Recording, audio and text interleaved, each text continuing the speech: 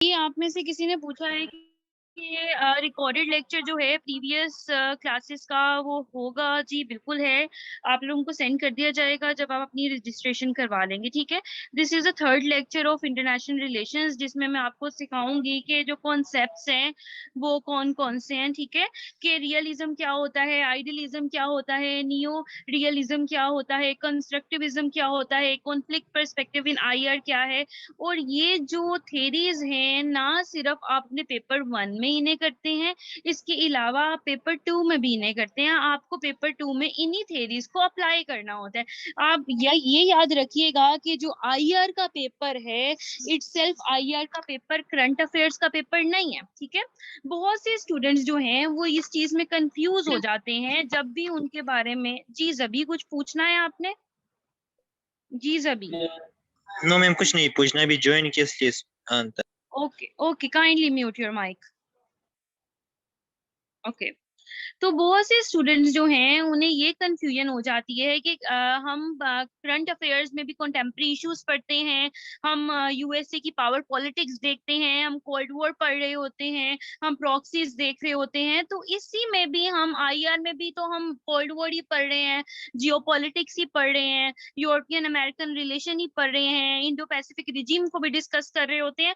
तो क्यों ये दोनों सब्जेक्ट्स में डिफरेंस क्या है? एक्चुअली जब हम कोई भी थेरी या कोई भी इवेंट या हिस्ट्री का कोई भी वर्ड डिस्कस कर रहे होते हैं, उस दौरान अगर वो हमें पूछता भी नहीं है, हमने फिर भी अप्लाई करनी होती है उसमें थेरी, जो थेरी आईआर की है। मतलब कि रियलिज्म, आइडियलिज्म, कॉन्स्ट्रक्टिविज्म और बहुत ज्यादा आइडियोलॉजीज हैं जो हमें उसमें पुट करनी होती है, ठीक है। तो उसके लिए जरूरी है कि हमें पता हो रियलिज्म क्या होता है, आइडियलिज्म क्या होता है, कॉन्फ्लिक्ट पर्सपेक्टिव इन आईआर क्या है, ताकि जब वो क्वेश्चन आए तो हम उसको अप्लाई कर सकें।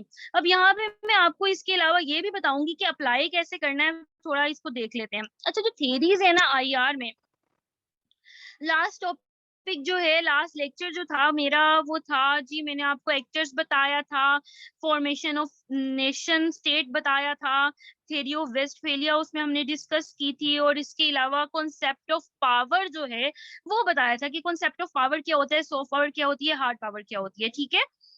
शाफी ये जो कॉन्सेप्ट्स हैं ये पॉलिटिकल साइंस के साथ भी रिलेट करते हैं, तो इसलिए ये थेरीज जो हैं ना सिर्फ ये आईआर के स्टूडेंट बल्कि हर उस स्टूडेंट जो कि एग्जाम देने लगा है सीएसएस का, उसको ये पढ़नी चाहिए और उसको इसका लेक्चर लेना चाहिए, ताकि ये जो इश्यूज हैं, ताकि जो कॉन्सेप्ट्स हैं उसमें मसला ना हो और आप इजीली जो है वो क्लास ले सको, ठीक है।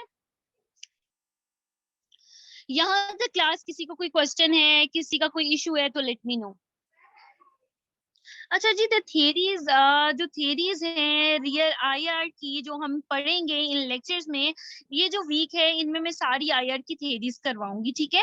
तो इस थियरीज में हम रियलिज्म, आइडियलिज्म देखेंगे, ठीक है। फिर हम बिहेवियर अप्रोच देखेंगे, इसकी न्यू लिबरलिज्म देखेंगे, न्यू रियलिज्म देखेंगे, पोस्ट मॉडर्निज्म देखेंगे। फिर इसके अलावा हम कंस्ट्रक्टिविज्म देखेंगे, फेमिनिज्म देखेंगे, कॉन्फ्लिक्ट थेरीज देखेंगे। तो ये सारी थेरीज जो है ना सिर्फ मैं आपको ये थेरीज पढ़ाऊंगी। स्क्रीन शो नहीं हो रही क्लास, किसी को स्क्रीन शो नहीं हो रही, काइंडली लेट मी नो। कोई भी एक मुझे बता दे कि आप लोगों को स्क्रीन जो है वो शो नहीं हो रही है मुझे तो। हो रही है शो।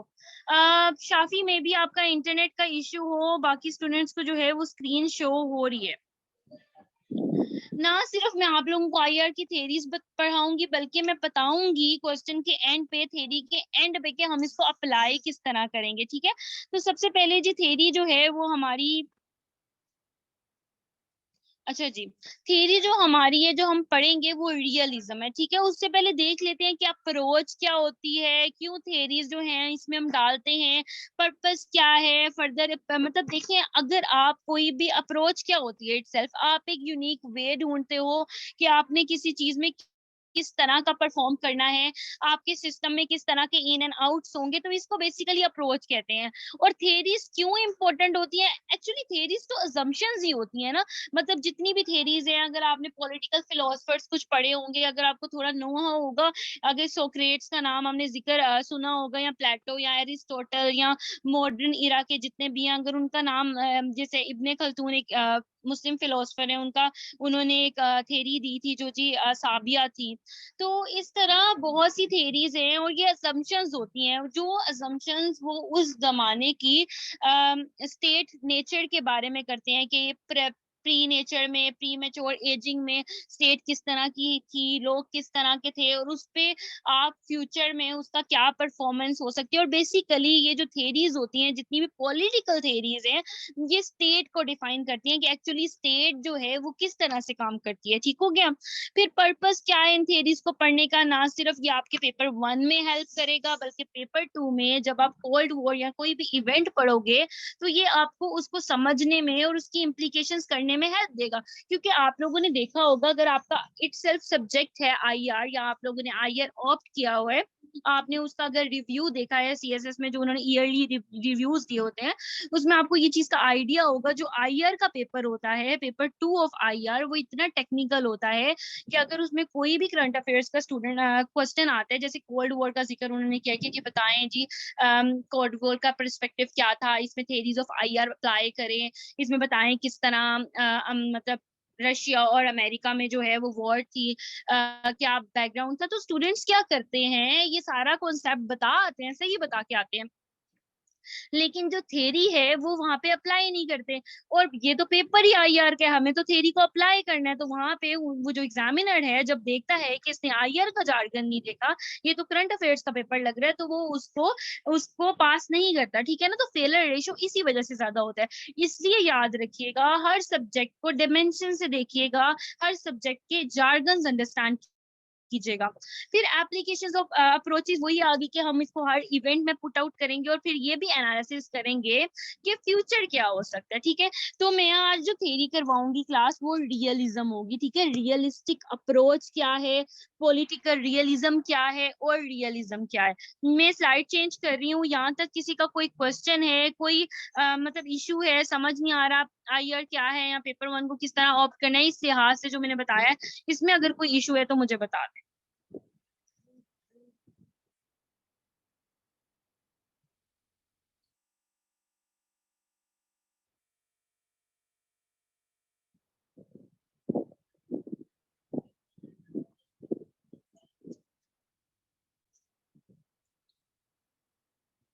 अच्छा जी क्लास।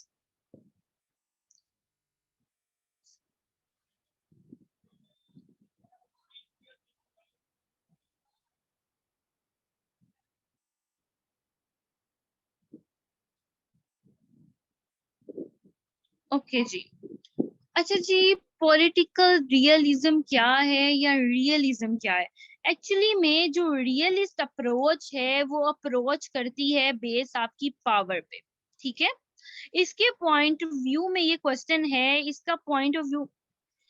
क्लास आप लोगों को वॉइस इशू आ रहा है कि सिर्फ ये इशू शाफी के साथ है, मुझे काइंडली बता दें ताकि मुझे आइडिया हो जाए कि उनका नेट जो है वो डिस्टॉर्ट है। अस्सलाम वालेकुम मैम। पहले इशू था नेट का, लेकिन अब नेट ठीक चल रहा है। इस वजह से मैं कह रही हूँ कि ना ये जो पीछे वाला टॉपिक है ना, ये आप जरा अगेन एक्सप्लेन कर दें।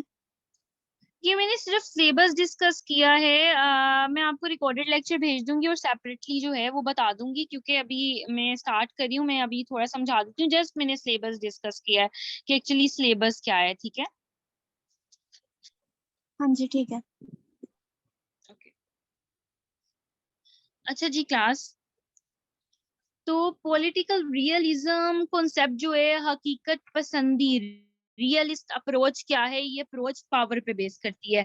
ये स्टार्ट हुई, ये किसके कॉन्सेप्ट से स्टार्ट हुई, ये मैकियावेली के कॉन्सेप्ट से स्टार्ट हुई।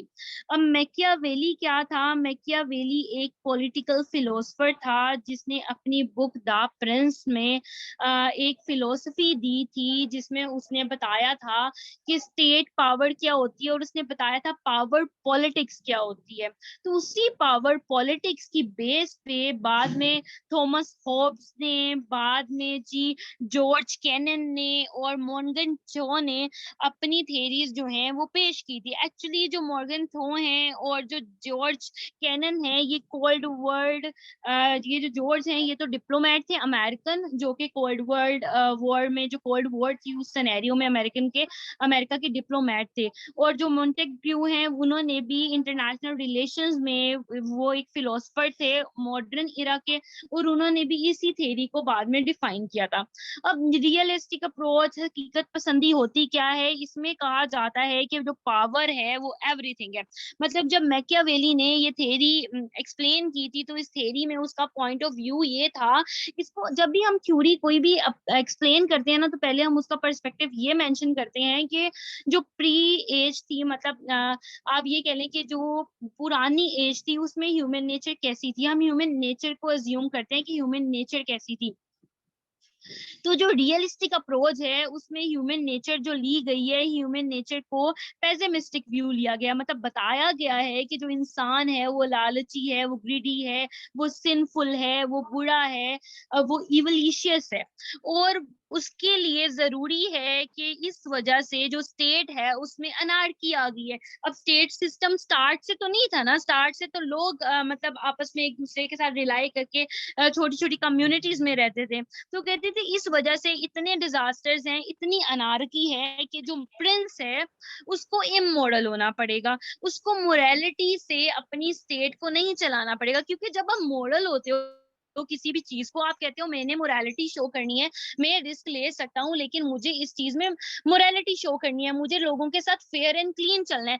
लेकिन आप अपनी स्टेट के साथ तो रिस्क नहीं ले सकते ना, इस पर्सपेक्टिव के अकॉर्डिंग कि स्टेट तो आपकी एक ऐसी है कि आपको स्टेट की सोवरेनिटी चाहिए। आपका सबसे पहला बेनिफिट यही है कि आपकी स्टेट जो है वो सोवरेन हो, तो आप अपनी स्टेट की सोवरेनिटी के साथ तो कोई रिस्क नहीं ले सकते। तो इस थ्योरी के मुताबिक, ये जो मैकियावेली था, इसके मुताबिक जो प्रिंस होगा, जो रूलर होगा, उसको क्या करना है, उसको सबसे पहले स्टेट और रिलीजन में सेपरेशन करनी है। मतलब कॉन्सेप्ट ऑफ सेकुलराइजेशन, कि उस दौरान जो यूरोप की हालत थी, ये यूरोप की सिचुएशन थी, उसमें पोप और क्लर्जी बहुत ज्यादा इन्वॉल्व थे।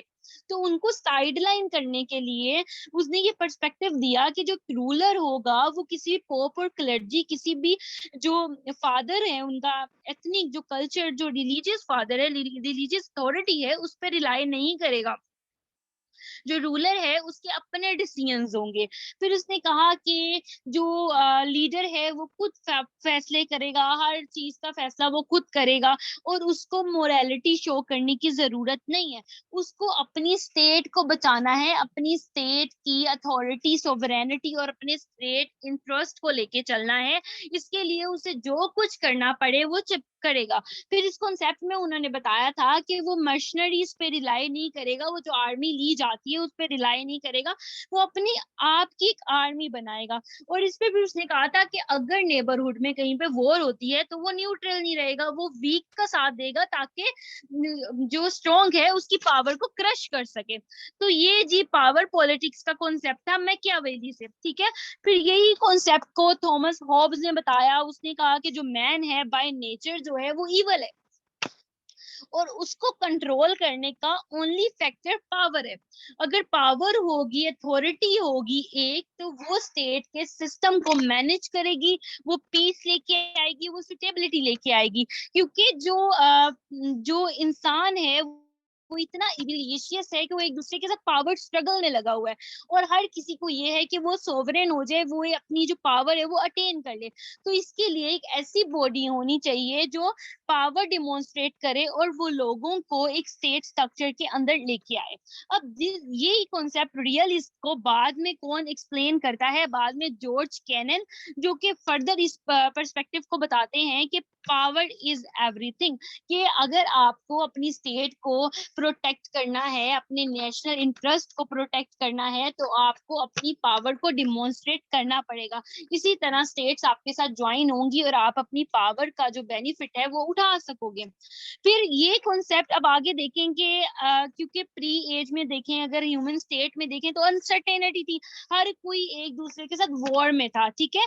तो यही बात पे थॉमस हॉब्स ने कहा था कि I am born in an anarchic situations, कि मैं और मेरा ट्विन पैदा हुआ है और मेरा ट्विन जो है वो डर है, वो मेरा खौफ है, क्योंकि जो माहौल है, जो सिचुएशन है वो इतनी अनार्की है। तो इसके लिए एक ऐसी बॉडी चाहिए जिसके पास पावर हो और जियो पॉलिटिक्स को वो चला सके। अब यहाँ तक समझ आ गई कि रियलिस्टिक अप्रोच के पीछे कॉन्सेप्ट क्या था। ये अप्रोच जो है ये अग्रेसिव अप्रोच है, इसमें मोरालिटी कहीं पे भी नहीं आती, इसमें पावर इज एवरीथिंग। कि वो कहते हैं अपनी स्टेट की सोवरेनिटी को अटेन करो, बेशक आप सही मायनों में कर रहे हो, सही तरीके से कर रहे हो, बेशक आप बुरे तरीके से कर रहे हो, आपने क्या करना है, अपने अपनी स्टेट को सबसे ऊपर रखना है, स्टेट आपकी सबसे ऊपर है। ठीक हो गया। अब यहाँ तक अंदाजा लगाएं कि जो प्राइमरी फैक्टर्स है, जो मैंने आप लोगों को बात की थी कि प्राइमरी फैक्टर जो होते हैं वो आपकी स्टेट्स होती हैं। अब वर्ल्ड में 195 स्टेट्स हैं, मोर देन आइलैंड्स को मिला के 205 भी कह देते हैं। तो अब ये स्टेट में कोई सेंट्रल बॉडी नहीं है। यूएन बनने की कोशिश जरूर कर रही है, एक सेंट्रल बॉडी जो स्टेट को आपस में एक दूसरे के जोड़ रखे, लेकिन फिर भी जो जियो पॉलिटिक्स है वो इन सबसे ऊपर है। और 193 स्टेट्स में स्टेट्स कंपटीशन में रहती हैं, स्टेट्स पावर यूज करती हैं। आपको बेस्ट एग्जांपल अमेरिका की मिल जाएगी, और हम इसको किस तरह इवेंट में लगाएंगे ये मैं आपको बताऊंगी कि किस तरह अमेरिका अपनी पावर को डिमोन्स्ट्रेट कर रहा है, दिखा भी रहा है, और उसकी वजह से जितनी भी डेवलपिंग स्टेट्स है वो उनसे हर बात मनवा लेता है। तो this is called realistic approach, this is called power politics. ठीक हो गया। तो अब ये प्रिंसिपल्स जो हैं, मोंगिन थो ने इसके प्रिंसिपल्स दिए थे। उसने कहा था कि पावर पॉलिटिक्स या जो रियलिस्ट कॉन्सेप्ट है वो क्या होता है। बस यहाँ तक कॉन्सेप्ट समझ आ गया है, यहाँ तक कोई इशू है? ये जो मैकियावेली या थॉमस हॉब्स हैं, ये जो जॉर्ज और मोंटेगो हैं, इनके मैं आपको फिलोसफीज जो हैं वो सेंड कर दूंगी। इतनी ज्यादा बड़ी नहीं होंगी, 3 से 4 पेजेस की होंगी। मेरे अपने ओन मेकिंग नोट्स हैं, आप लोगों ने ये पढ़ने हैं, और कोई इशू हो तो मुझे बताना है, क्योंकि थेरीज आपको आएंगी, इसमें आपको थेरीज पूछी जाएंगी, लेकिन थेरीज जो हैं वो इतनी इम्पोर्टेंट नहीं है। मतलब पावर पेपर 2 के लिए, आपके क्रिटिकल कॉन्सेप्ट के लिए वो तो आपको लर्न करनी है ना, वो तो आप एक बार पढ़ोगे, वैसी की वैसी आपने लिखनी है, उसमें तो कोई ऐसे क्रिटिकल एनालिसिस नहीं है। तो वो मैं आप लोगों को सेंड कर दूंगी, ठीक है। फिर आप लोगों को अगर इशू होगा, अगर आप लोगों को कोई इशू होगा तो आप लोग मुझे बताइएगा, तो हम उसको भी डिटेल में डिस्कस कर लेंगे, ठीक है। फिर जी क्या कॉन्सेप्ट दिए थे इसने? सबसे पहले कहा था जी पॉलिटिक्स एन ऑब्जेक्टिव प्रिंसिपल होना चाहिए ताकि आप फेलियर के रिस्क से बच सको। उसने कहा था कि आपकी अगर स्टेट है, आपकी स्टेट की सोवरेनिटी को आपने प्रोटेक्ट करना है, तो आपने कुछ ऐसे सिस्टम उसमें एंगेज करने हैं जिससे आप स्टेट को, जिससे आप पूरे वर्ल्ड को दिखा सको कि आप एक सॉवरेन स्टेट हो, और आप पावर को अप्लाई करो ताकि आप फेलियर से या कोई आपकी कंटेनमेंट ना कर सके। फिर उसने कहा था protect of state interest by power, कि अपनी स्टेट के इंटरेस्ट को भी पावर से ही प्रोटेक्ट करो। अब कैसे स्टेट का, जी क्लास, सबसे बड़ा स्टेट का इंटरेस्ट क्या होता है? कौन मुझे बताएगा जी? सबसे बड़ा स्टेट का इंटरेस्ट क्या होता है जी? Shafi, Usama, Rimsha, rice, Amina, anyone? Sovereignty, sovereignty, ठीक है। आप सोवरेन होगे तो आप सिक्योरिटी एंड स्टेबिलिटी कर सकोगे ना। अगर आपको सोवरेनिटी ही नहीं दी जाएगी, मतलब आपको यही एक्सेप्ट नहीं किया जाएगा कि आप एक सेपरेट स्टेट हो या सेपरेट नेशन हो, तो बाकी सारे मकासद तो साइड पे चले गए। तो फर्स्ट बेनिफिट जो है ये state survival. Very good. Sovereignty जो है, सोवरेनिटी जो है, 3S प्रिंसिपल भी कह सकते हैं जी। Very good. तो सोवरेनिटी जो है वो मेजर रोल प्ले करती है, मेजर रोल प्ले करती है किसी भी स्टेट के इंटरेस्ट में।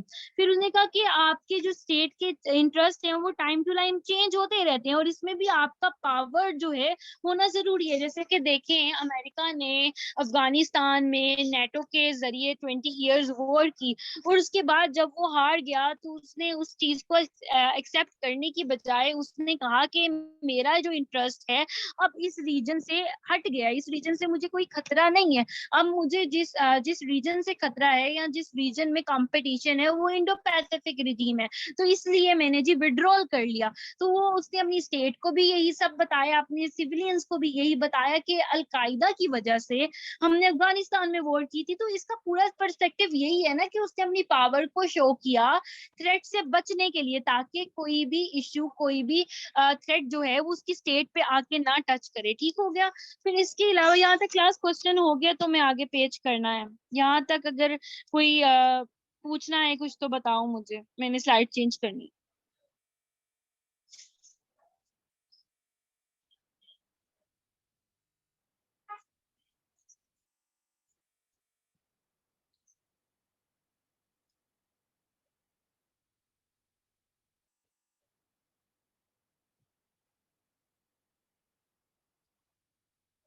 क्लास में मैं बहुत आहिस्ता से लेके चल रही हूँ, मैं एक एक थेरी करवा रही हूँ, और इससे पहले मैंने जार्गन्स भी पढ़ाए थे ताकि आप लोग बर्डनाइज ना हो।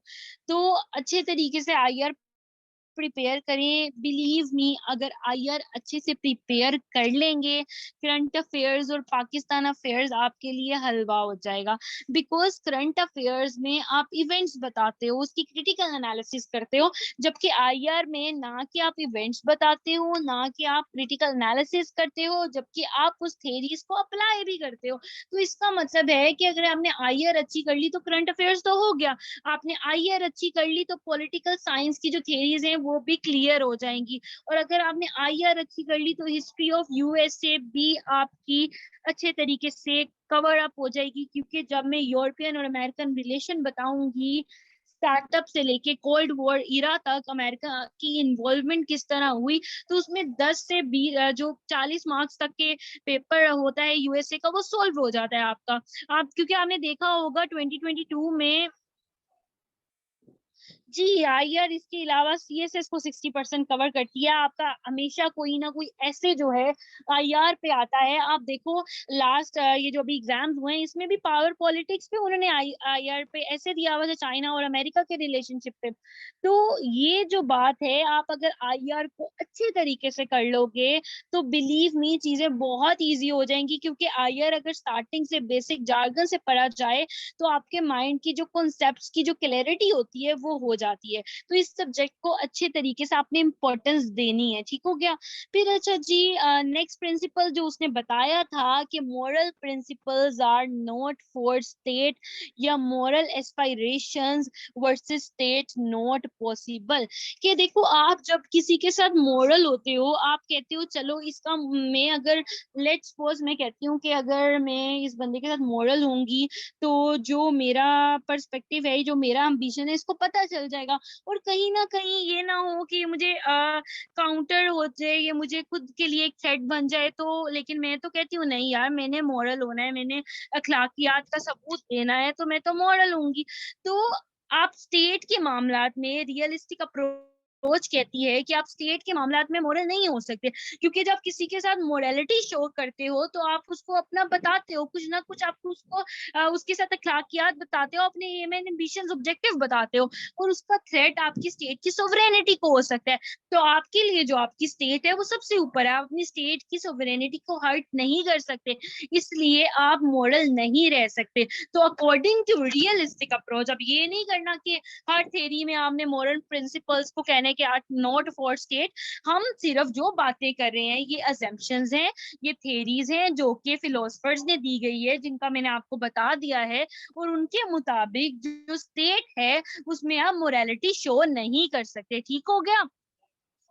ये जो इसने फिर रियलिस्टिक और आइडलिज्म, न्यो क्लासिज्म, कंस्ट्रक्टिविज्म की डिफरेंस दिए थे, वो मैं आपको जब सारी थेरीज करवाऊंगी तब दूंगी। फिर की फीचर्स ऑफ रियलिज्म क्या है, कि रियलिज्म किस तरह है, पावर स्ट्रगल क्या है। वही वाली बात है कि जो हिस्ट्री में ह्यूमन नेचर थी, अब ह्यूमन नेचर में उस टाइम के इरा की बात कर रही हूँ। जैसे कि अगर आप बात करो मैकियावेली के, जी स्टेट में पावर शो होती है ना। जैसे कि आप देखो अमेरिका अमेरिका जियोपॉलिटिक्स किस तरह चला रहा है, वो पावर से ही चला रहा है, वो पावर डेमोन्स्ट्रेशन से ही चला रहा है। ठीक है। तो अब हमने सिर्फ ये नहीं कहना कि अमेरिका पावर चला रहा है, हमने बकायदा इवेंट्स को अप्लाई करके, इवेंट्स में हमने आईआर की थेरीज अप्लाई करनी है बकायदा इवेंट्स में। वो मैं आपको अभी बताती हूँ किस तरह अप्लाई करनी है।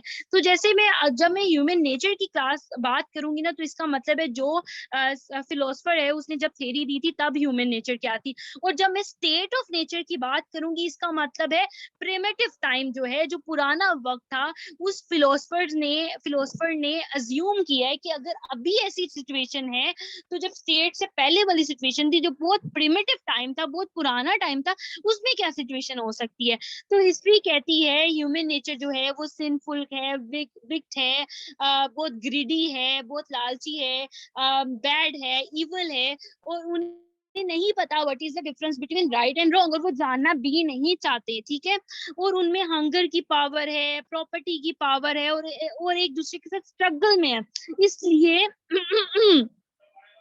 इसलिए एक ऐसी बॉडी को अगर पावर कंट्रोल ना की, तो ये अनार्की सिचुएशंस में आ जाएगी। आप अपने नेशनल इंटरेस्ट को प्रोटेक्ट ही पावर के साथ कर सकते हो, आप अपनी आइडेंटिटी को पावर के साथ प्रोटेक्ट कर सकते हो। आपको अपनी जी state must be strict, otherwise वही वाली बात है ना, इसमें वो ये भी कहते हैं मैकियावेली कि आपका जो फ्रीडम है वो दूसरे की नोज से बैक होता है। और अगर आपने फ्रीडम को या अपनी स्टेट की बाउंड्रीज को छोड़ दोगे कि दूसरा आपकी स्टेट जो है वो अटेन कर लेगा, तो you should be strict, you should be immoral in the term of state. आपको स्टेट बेनिफिट्स पे डिपेंड करना पड़ रहा है। और अगर देखो पाकिस्तान की हिस्ट्री में, हम बहुत बार जो हमारी कमेंट्रीज होती हैं या हमारी डिप्लोमेसीज होती हैं, हम चलाते किसी और तरह के हैं, लेकिन लेकिन इट सेल्फ हमारा जो बेसिक इंटरेस्ट होता है वो हमारी पावर पॉलिटिक्स ही होती है। स्टेट वर्क ही पावर पॉलिटिक्स पे करती हैं। फिर हो गया पावर डेमोन्स्ट्रेशन इज नेसेसरी, कि पावर तो आपके पास है लेकिन पावर को दिखाना भी तो जरूरी है। पावर को नहीं दिखाओगे तो स्टेट्स को कैसे पता चलेगा कि इस बंदे के पास या इस स्टेट के पास पावर है। फिर वो कहते हैं जी ये पावर बैलेंस जो है, जो स्टेट्स में बैलेंस है, वो जियो पॉलिटिकल जो सिस्टम है, जो जियो पॉलिटिक्स है, वो पावर से ही बनती है, वो रियलिस्टिक अप्रोच से ही बनती है। तो ये सारा जी एक नॉर्मल एक छोटा सा एक ओवरव्यू था कि रियलिज्म क्या होता है, रियलिस्टिक अप्रोच क्या होता है, रियलिस्ट जो हकीकत पसंदी पावर पे बेस करता है, एग्रेसिव डिजाइन पे बेस करता है। अब क्लास मुझे कोई एग्जांपल देगा, मतलब मैं अभी अब बताती हूँ कि किसी भी थ्योरी को किस तरह अप्लाई करते हैं, उससे पहले कोई मुझे एग्जांपल देना चाहेगा, अगर किसी के माइंड में कोई हो कि हम इसको कहाँ अप्लाई कर सकते हैं क्लास। इसके अलावा अगर मैं आपको कल डायमेंशंस दिखाऊंगी आईआर की, उसमें ये थेरीज ना बकायदा पूछी गई हैं कि थेरी ऑफ रियलिज्म क्या होती है। तो उसमें आपने टेंशन नहीं लेनी कि इतने से क्वेश्चन को हम 8 या 9, जी उसामा मैं पूछती हूँ 1 मिनट, 8 या 9 साइड्स पे किस तरह लेके जाएंगे। हम पूरी थ्योरी एक्सप्लेन करते हैं पेपर 1 में, मतलब हम फिलोसफर्स की बातें इसमें पूरी प्रेजेंट करते हैं। तो वो मैं आपको आज अभी मतलब मुझे थोड़ा टाइम दीजिएगा, तो मैं इंशाल्लाह आपके कंपल्सरी लेक्चर के पहले ना आपको ये सारी थ्योरीज जो हैं सेंड कर दूंगी। तो आप पढ़ोगे तो कल हम उसको भी थोड़ा डिटेल में स्टडी कर लेंगे, ठीक हो गया। अब मुझे ये काइंडली बताएं, हाँ जी उसामा बताएं, आप बता रहे थे क्या एग्जाम्पल है।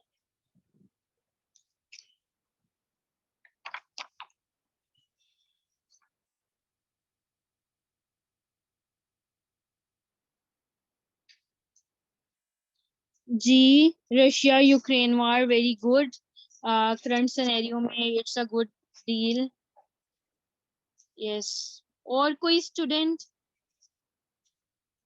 प्लस चीजें समझ आ रही है ना। रिमशा, शाफी, सादिया, अमीना, रईसा, सॉरी रईसा, आप फीमेल हैं, काइंडली मुझे बताइएगा। This is your first class में भी ना, तो मुझे आपका आइडिया नहीं है, आप काइंडली मेंशन कर दें। Insurgency in Balochistan, very good. American insurgency in Balochistan, Afghanistan की जो इंसर्जेंसी थी बलोचिस्तान में। अच्छा जी क्लास, मैं थोड़ा बता देती हूँ कि हाउ टू अप्लाई थेरीज, किस तरह आप थेरीज को अप्लाई करते हैं।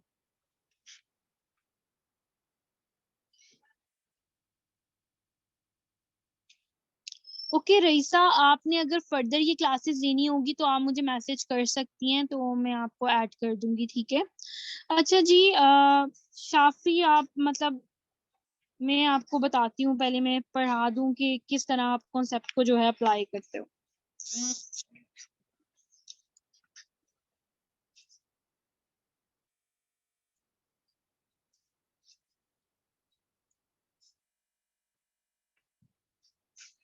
ओके जी क्लास। ओके, तो क्लास कैसे अप्लाई की जाती है? अब मेरा आप लोगों ने ना मेरा वे देखना है कि मैंने किस तरह थ्योरी अप्लाई की है। आप लोगों ने, जी सऊदिया यमन, यस, आप लोगों ने देखना है कि क्या सिनेरियो है, ठीक है। आप लोगों ने देखना है कि मैंने किस तरह अप्लाई किया। कभी भी थ्योरी को अप्लाई करते हैं, सबसे पहले आप वो कॉन्सेप्ट आपके माइंड में होना चाहिए कि हम किस कॉन्सेप्ट को अप्लाई करने लगे हैं, which is known as classical realism, ठीक हो गया। फिर उसके बाद जी लेवल ऑफ एनालिसिस कि जिस जिस थ्योरी को हम डिस्कस कर रहे हैं, इसमें जो एनालिसिस किए गए हैं वो किस पे किए गए हैं, वो इंडिविजुअल पे किए गए हैं। इंडिविजुअलिस्टिक अप्रोच है कि इंडिविजुअल इटसेल्फ जो है, ह्यूमन नेचर इटसेल्फ जो है वो क्या है, ठीक है। ह्यूमन नेचर पैसिमिस्टिक है, ह्यूमन नेचर एग्रेसिव है, ह्यूमन नेचर ग्रीडी है। उसके बाद अलाइड कॉन्सेप्ट क्या है कि उससे आपने जो ह्यूमन नेचर है उससे आपने कॉन्सेप्ट क्या डिटेक्ट किया है। ये चीजें याद रखना। ये लेवल ऑफ एनालिसिस और अलाइड कॉन्सेप्ट जो है ये हर थ्योरी में अप्लाई करेंगे कि एग्रेसिव लीडर्स को होना चाहिए, लीडर्स को इमोरल होना चाहिए, लीडर्स को स्ट्रिक्ट होना चाहिए, ठीक हो गया।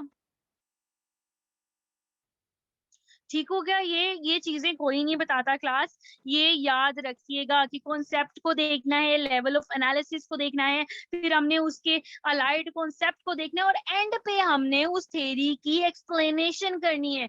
और जब आप आईआर में